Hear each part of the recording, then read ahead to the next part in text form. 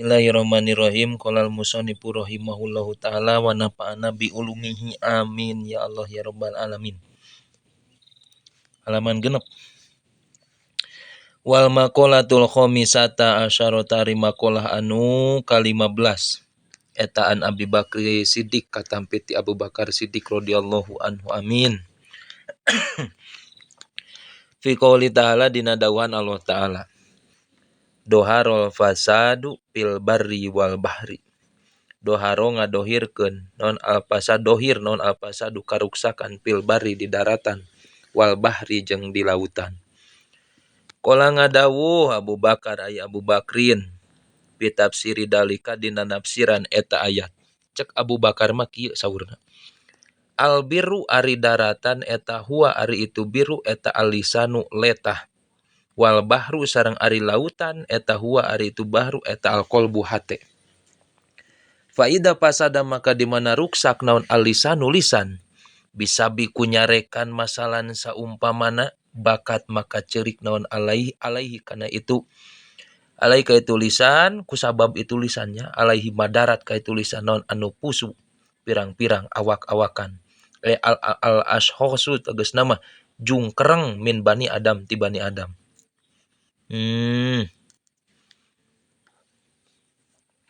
Jadi kasawuranan Sayyidina Abu Bakar mah kitu bahwa disarupakeun ayeuna urusan lautan bahru teh lautan naon albiru daratan itu mangrupakeun lisan. Di mana ayeuna ruksak lisan ku obrolanana eta jalma. Tuh nya lisan utang yang fudu malantang pudu. Malatang pudul ibroh. Jadi lisan mah yang fudu bisa norobos, lisan mah malatang fudu anu kana perkara nu teu bisa nobros naon al ibrotu jarum. Bisa tembus kana hate ari ku ucapan lisan mah. Matak di mana ruksak ayeuna lisana maka bakal ceurik jalma-jalma teh jalma-jalma teh ku obrolana eta jalma ruksak we tah. Wa idza fasada sareng di mana ruksak naon alqalbu hate birya iku sifat riya. Masalan seumpamana bakat maka cerik alaihi kana itu kolbu. Alaihi ka itu kolbu sahal malaikatu malaikat.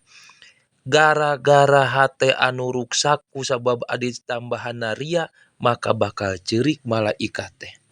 Sabab naon malaikat mawa amal na eta jalma teh kaya mau cangkangna wungkul. Eusina mah eueuh. Kawas urang lamun teh mah dibere suuk sajauh-jauh di bawah suuk ari pek teh jeroan ngan saukur cangkang na wungkul. Kan sedih urang ge euy. Mending geus rek ngeunah ngadahar suuk teh jeung kopi cangkang na wungkul. Sedih lah kitu kawas ceurik na malaikat dina nalika mawa amal hiji jalma tapi amalna kosong ngan saukur cangkang na wungkul. Dina arti gunana. Tah kitu tah euy. Kila diucapkeun al hikmatu ari hikmah napi annalisan dina saenyana lisan wahidun anu eta wahidun sahiji. Eta tanbihun anu ngelingan lil abdi keur pikeun hamba. Pi annahu dina saenyana itu abdun eta layam bagi henteu pantes lah henteu peryogi. Naon aya takallama yanta ngomong si abdun ila pima angin dina perkara yuhimu anu mentingkeun itu mahu kasih abdun wa fi khairin sareng dina kaalusan. Jadi henteu pantes ayeuna hiji hamba mun teu ngobrol tapi lain dina perluna. Dina harti ngobrol teh urang dina kaalusan jeung saperluna be. Nu kamari geuning dijelaskeun tah. Dina min husaniyah oge gitu. Ngobrolna kudu karna Allah. Dina nalika butuh ulah sok loba teuing ngobrol anu sakira-kira eueuh gunana. Komo nimbulkeun kagorengan mah ku obrolan urang.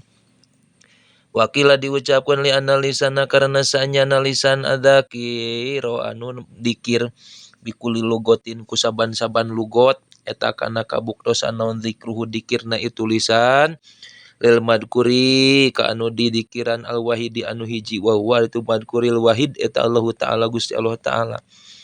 Tuh lisan teh kudu loba anu eling ku naon bae bahasa sehingga jadikeun eta bahasa teh jadi pangeling-eling kadat Allah. Eta kitu. Wa kadzalika nya kitu deui sapertikeun lisan alqalbu ari hate. Bihilapi nahwil ain. Beda jeung ayeuna saumpamana panon. Hate ge kitu. Ulah ngareteg nu lain karetegeunana karetegeun hate terus teh ka Gusti Allah. Ulah ngaretegeun hate nu sakira-kira mata ngagorengkeun anggahota ngalakukeunana sabab anggahota kumaha ayana hate. Gitu nya. Inna fil jasadi mudghatan gitu kan. Ida soluhat soluha jasadu kulluh. Lamun beres eta mudghah nya eta hate maka beres anggahota nu sejena. Gitu kan. Hate beres insyaallah. Sabab panon suku kumaha cek hate. Suku kumaha cek hate. Leungeun ge kumaha cek hate gitu. Bihila pinahwil ain berbeda seumpamana panon wal uduni sareng ceuli painahu maka sanyana itu ain jeung udun eta yata ada dubing bilangan. Itu ain jeung udun teh kila diucapkeun li annal hajata karena sanyana mikabutuhna ila sam'i kana ngadenge wal basori sareng ningali eta aksaru leuwih loba minal hajati tinimang pangabutuh ilal kalami kana ngobrol. Moal seubeuh-seubeuh hari panon mah nempo ceuli moal seubeuh-seubeuh ku nguping. Leuwih loba pangabutuhna tinimang ayeuna obrolan. Jadi ulah loba ti ngobrol urang teh intina mah kitu teh. Intaha beres ieu kaul.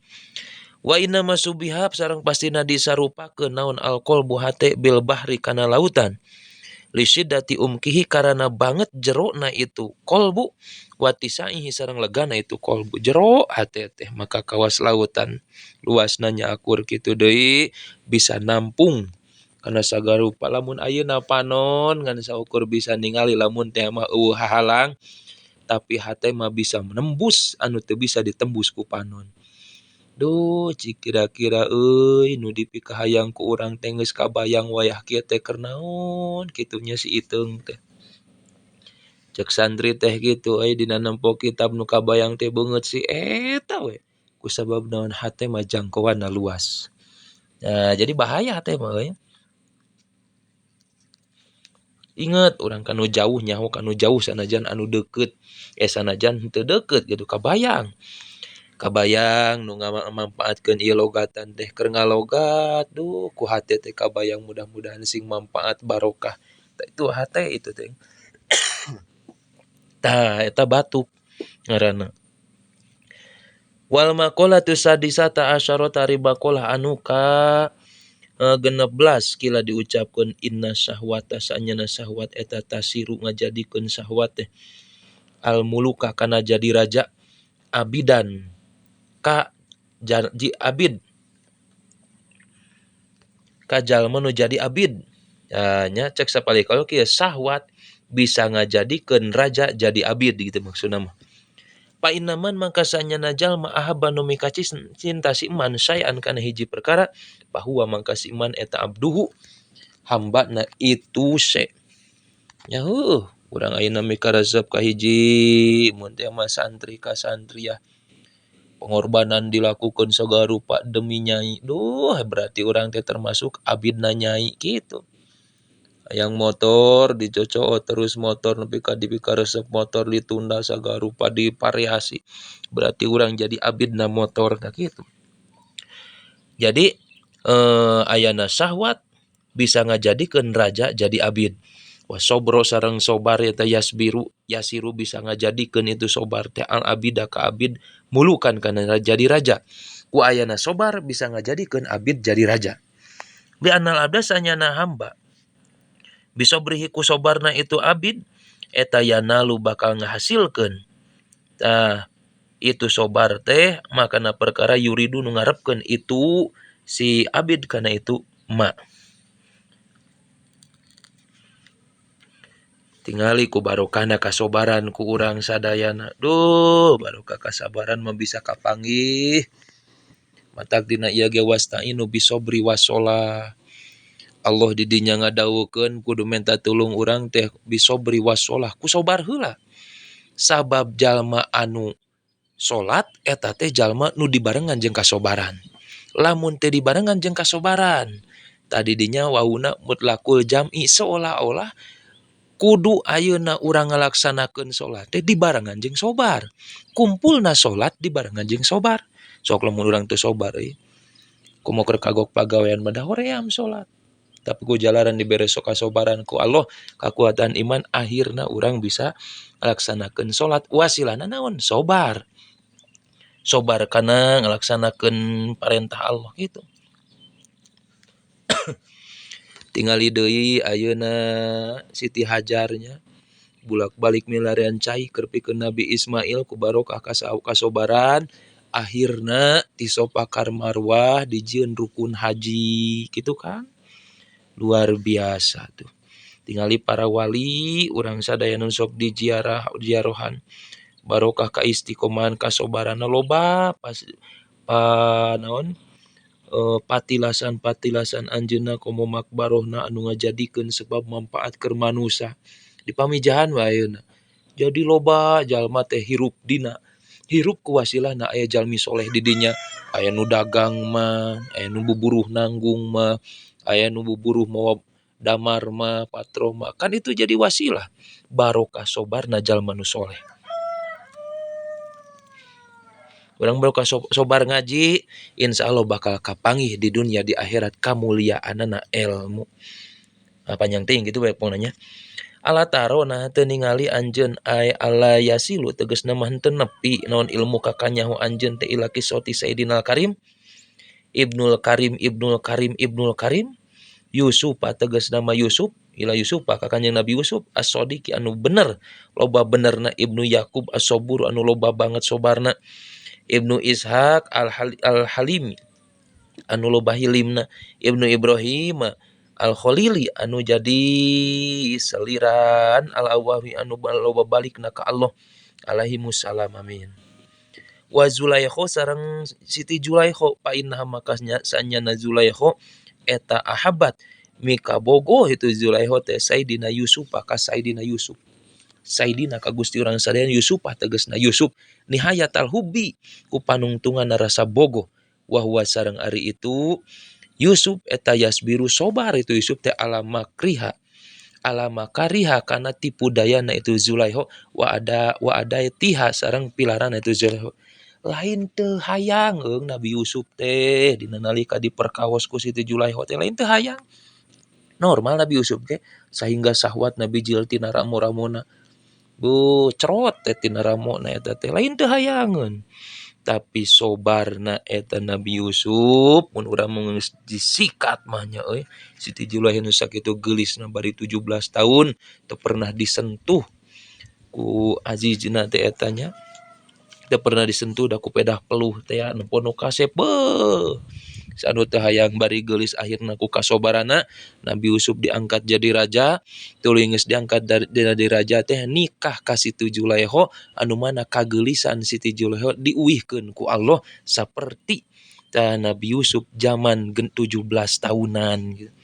Luar biasa jadi geulis deui heran raja-raja oge.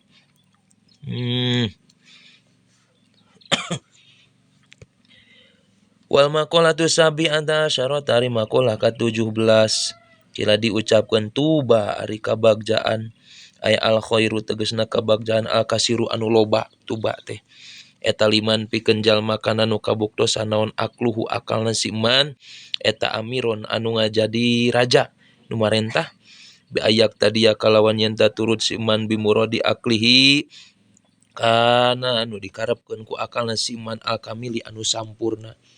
Bagja jalma nu akalna teh eta nu marentah akalna nu berkuasa anu sampurna akalna wa hawahu sareng hawa nafsuna itu si iman aya mailani nafsihi tegasna mah condong nafsuna si iman ila makana perkara latas tahi anu mikahayang itu nafsuhu ka itu ma kana itu ma min ghairi da'iyati syar'i tina pangajakna syara tina salian di pangajak syara hawa teh hawanya anu ngajurungkeun kana nafsu mah kahayang ngungkul hawa mah nu ngajurungkeun nafsu kana perkara nu dipikahayang ku nafsu cek nafsu teh duh hayang teuing kanu geulis cek hawa teh hayu dianter yeuh kuring di modalan anu kitu kawan jeung sagarupana tanpa eta pangajakna teh tina pangajak anu lain ngundangna tina agama gitu. Eta asiron jadi tawanan aya mamnuan tegasna manu dicegah mindalika tina itu maila nafsi. Jadi kitu bagja jalma lamun akalna ayeuna bisa marentah kana nafsuna sehingga cek akal teh ulah nafsu teh cek akal teh nafsu hayu kudu kana ibadah daek tah jeung nafsu teh babarengan. Jadi lain amaratum bisu engke teh aya rodiah mardiahnya nafsu teh kan 7 tingkatan. Ke dina naon teh aya na kitab naon ongkolah poho deui eta be penjelasan dina urusan nafsunya. Sirajul Talibin kayaknya nih Sirajul Talibin aya 7 nafsu. Terus wawailun sareng ari kacilakaan aya halaka tegasna karuksakan halakun syadidun anu banget eta liman pikeun jalma kana nu kabuktosan naon hawa nafsuna si iman eta amiron anu marentah bi an arsalah kalawan yen tangalupaskeun itu si iman hakana itu hawa na teh ila mustahiyatiha kana anu dipikahayangna ku itu nafsu wa aqluhu sareng ari akalna itu si iman eta asiron nu ditawan aya mamnuan tegasna nu dicegah min nahwi tapakuri tina saumpamana mikir-mikir bini amillahi ta'ala dina pirang-pirang nikmat Allah ta'ala wa fi udmatihi sareng dina keagungan Allah ta'ala cilaka lamun nafsu ayeuna marentah kana akal maka bakal ngalaksanakeun eta akal kana anggota badan nitah sanajan dina nu perkara anu diharamkeun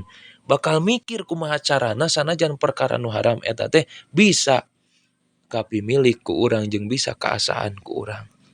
Madak cilaka jalma anu an hawa nafsuna ayeuna bisa menguasai kana akal bagja lamun teh akal bisa menguasai kana hawa nafsu din harti engkena bakal bisa ngalaksanakeun kewajiban pasunatan sehingga urang meunang ridona Allah. Mudah-mudahan urang sadayana ku Allah dipaparinan kakawasaan kudratul hadisahna nempel ka urang sehingga urang sadayana salamina dijantenkeun ku Allah jalma-jalma nu bisa istiqomah dina ibadah. Amin amin amin ya Allah ya rabbal alamin. Wallahu a'lam bishawab.